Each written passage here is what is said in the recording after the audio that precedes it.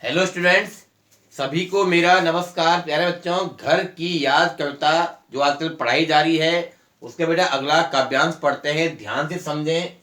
और माँ ने कहा होगा दुख कितना सहा होगा। आपने इससे पिछली वीडियो में पढ़ा था कि जब पिताजी भवानी प्रसाद मिश्र को घर में, यानी याद तो भवानी प्रसाद मिश्र को आ रही है घर की, ठीक है बेटा। भवानी प्रसाद मिश्र को घर की याद सता रही है, कहाँ वो जेल में कैद हैं।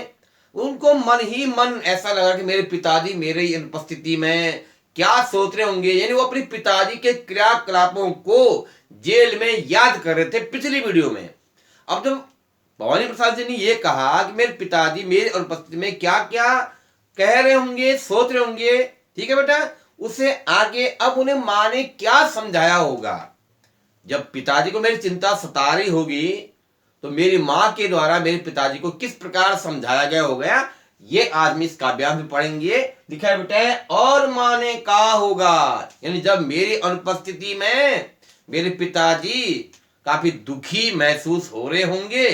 कभी को कहाँ याद आ रही है, जेल प्रवास के दौरान। तो मेरी माँ ने मेरे पिताजी को कहा होगा, क्या कहा होगा, दुख कितना बहा होगा।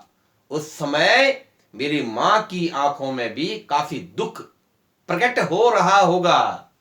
आंख में किस लिए पानी, वहां अच्छा है भवानी।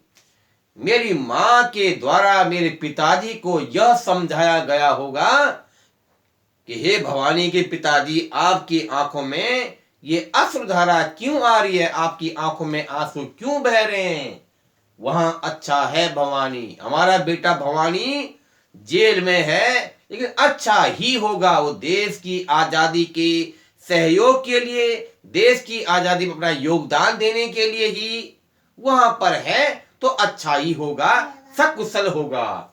वह तुम्हारा मन समझकर और अपनापन समझकर, यानी कि मेरी मां ने मेरे पिताजी को पुनः समझाते हुए कहा होगा कि वह हमारा बेटा भवानी तुम्हारा मन समझ करके और अपनापन समझ करके, अपनापन और तुम्हारा मन को समझते हुए गया है, सो ठीक ही है। उसने ठीक ही किया है जो देश की आजादी में सहयोग के लिए, देश की आजादी में योगदान के लिए कुछ कर रहे हैं। यह तुम्हारी लीक है, लीक बोलते बेटा परंपरा, लीक बनी परंपरा, यह तुम्हारी लीक ही है।